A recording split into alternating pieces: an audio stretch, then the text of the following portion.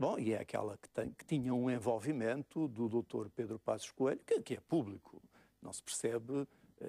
Mas é uma cedência aos professores, à corporação dos professores? Não, ou pelo contrário? Não há corporação dos professores. Coitados dos professores que tenham esse... Percebe o meu ponto de vista? Percebo o seu ponto de vista, mas deixe-me reagir veementemente. Se os professores fossem, de facto, uma corporação, não lhes tinha acontecido aquilo que lhes aconteceu nestes últimos anos, com carreiras congeladas, com vencimentos diminuídos, com cargas absolutamente de escravatura de trabalho em escolas, enfim, têm sido pau para toda a obra e têm servido de bombo de uma festa, de um ataque despodurado ao funcionalismo público e aos professores, que é completamente injusto. Portanto, não é cedência a uma corporação de professores, até porque se fosse, de facto, o meu entendimento é que os professores maioritariamente querem a suspensão de um modelo de avaliação que é, como o Dr. Pedro Passos Coelho disse, kafkiano.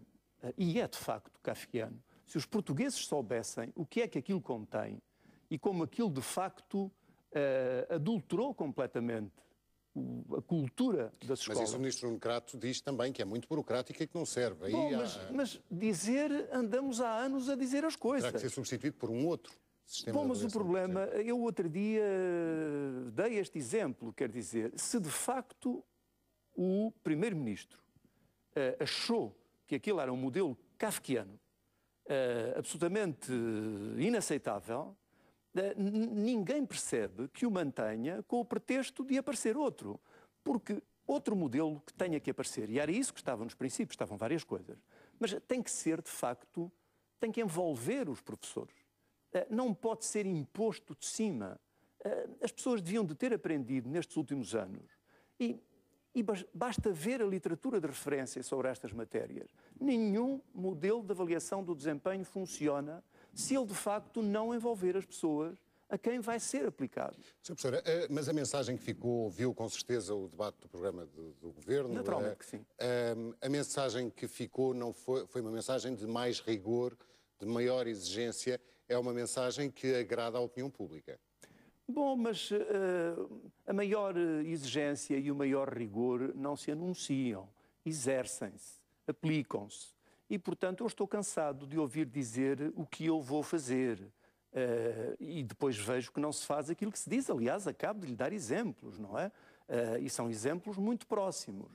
E volto a insistir nisto. Não aceito, não pertenço a este grupo, tenho todo o respeito para com, naturalmente, as pessoas que pensam de maneira diferente, mas não aceito que se chegue, de facto, a um Ministério da Educação sem saber exatamente o que se vai fazer. Volto a dizer, todas as medidas deviam de estar pensadas, todos os planos de ação deviam começar a ser executados no dia a seguir, a chegar-se ao Ministério. E era perfeitamente possível fazer isso. Então, na avaliação de desempenho, se há matéria onde há reflexão produzida e onde toda a gente sabe o que cada um dos parceiros pensa, o que cada um, digamos, dos parceiros sociais pensa sobre o problema, é na avaliação de desempenho dos professores. O Dr. Pedro Passos Coelho, se não estou em erro, prefaciou o seu último livro. Sim. O Sr. Professor está, nesta altura, desiludido com o que esperava ser a atuação deste Governo, em concreto, na educação?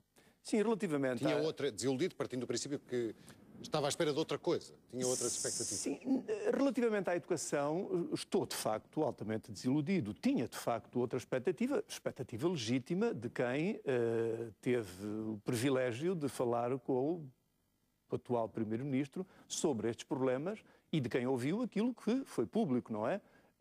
E de quem o próprio prefácio desse livro que fala, e esse livro assume-se perfeitamente, é um programa de governo, é um conjunto de intervenções políticas na educação. Esse livro não nasceu por acaso, não é? Esse livro nasceu com uma intenção política. Esse livro nasceu no dia 6 de abril, numa reunião com o Dr. Pedro Passos Coelho, não é?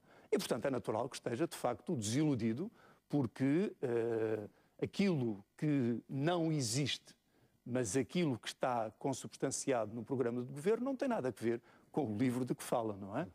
E, obviamente, e isto não é nenhuma falsa modéstia, se me empenhei naquilo e se aquilo que lá está não tem que ver com isto, só posso estar desiludido relativamente a isto, não é? Promete-se, ainda não foi aplicado, mais exames, estava a propósito do rigor de que falávamos há bocado, em mais anos letivos, falta-me o termo, mais exames. Sim. Esse não é um passo no bom sentido? Ou é tudo mau do seu ponto de vista? Não, não é tudo mau do meu ponto de vista. Como as revisões curriculares, eventualmente, o português e a matemática, que são o inferno de tantos alunos há tanto tempo e pais. Eu defendo os exames nacionais no final de todos os ciclos de estudo. Mas é preciso ter-se consciência de que não são os exames que trazem rigor ao sistema por passe de magia. O rigor traz-se na sala de aula. E o rigor consegue-se, por exemplo, através da, vamos usar este termo, da adesão dos professores, de ter uma classe docente motivada. Por exemplo, o Dr. Pedro Passos Coelho disse repetidas vezes publicamente que queria acreditar nos professores, mas o programa de governo não acredita nos professores, desacredita os professores, diminui o poder dos professores nas escolas, secundariza o papel dos professores. Falou-me, por exemplo, dessa ideia das disciplinas nucleares, português e matemática. Bom, o ministro Nuno Crato foi conhecido por tornar vulgar essa palavra do eduquês. E ele tem legitimidade, mas é preciso clarificar o que é que entendemos por eduquês. O eduquês significa duas coisas, pelo menos. Significa uma linguagem prolixa, hermética, em que as pessoas falam de educação sem percebermos o que elas estão a dizer. E pode significar também um discurso redondo, que me parece que é o discurso dele, que de facto se centra à volta de uma ideia econometrista da educação, pensando que traz rigor medindo tudo. Por exemplo, falar de disciplinas nucleares, português e matemática. Bom, naturalmente que são duas disciplinas axiais, mas são disciplinas nucleares de quê e em que idades? Por exemplo, no primeiro ciclo do ensino básico, e penso que é aí que ele se refere, como é que é a educação física? Será nuclear também ou não? Como são as expressões? Como é a expressão musical ou as artes? Serão nucleares, no entender do professor Nuno Crato? E por outro lado, o problema não é esse, é que o rigor não se consegue. Ele, por exemplo, diz, tem esta frase, ele que defendeu a implosão do Ministério da Educação, quando confrontado com essa ideia e com a circunstância de agora ser ministro, ele clarificou. Ele disse que o Ministério da Educação tinha se apossado da educação e que ele queria, de facto, combater isso. Eu tenho algum receio que ele esteja a apossar da educação, porque já ouvi dizer coisas que me parece que passavam por um debate social e por a inclusão dos professores, coisa que eu não estou a ver fazer, e que se opõe ao discurso do Dr. Pedro Passos Coelho.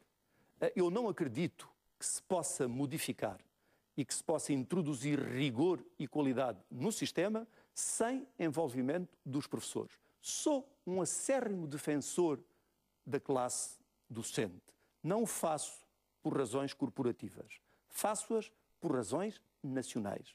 Porque qualquer pessoa sabe que não é possível construir um sistema de ensino sem envolvimento dos professores. Foi o que aconteceu nos anteriores governos. Falava-se que a ministra Maria de Lourdes Rodrigues estava contra os professores. Isabel Assada teria adoçado um pouco esse relacionamento. Do seu ponto de vista, o que se prepara com este governo é, uma vez mais, o governo contra os professores?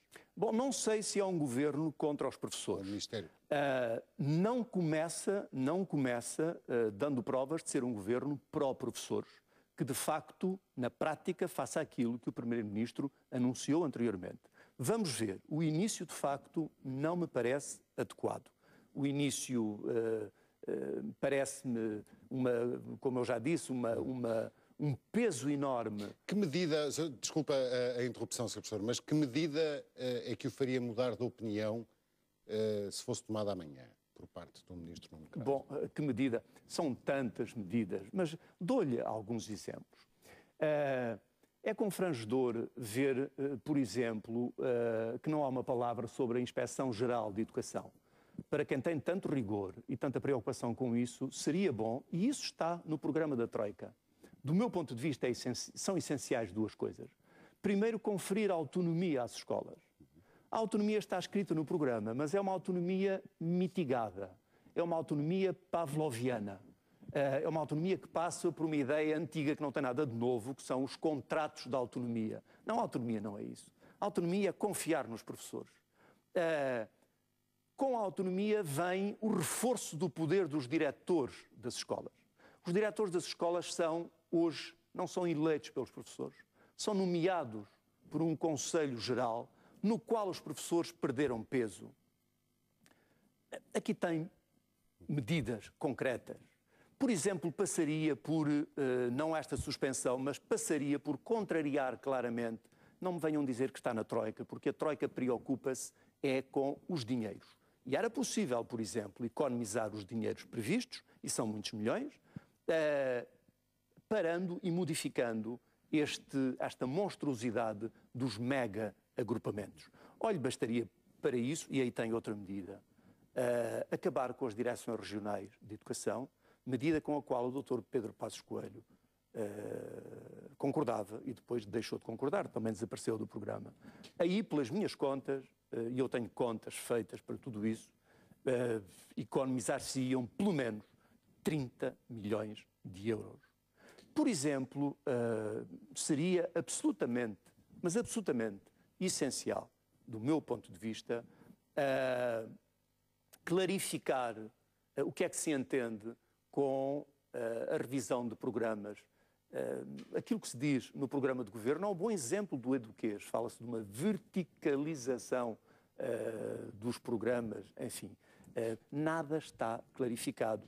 Seria bom, de facto, libertar de um dia para o outro, e era possível fazê-lo, a carga burocrática das escolas, mas isso tinha que estar pensado, com medidas concretas que já deviam de estar anunciadas.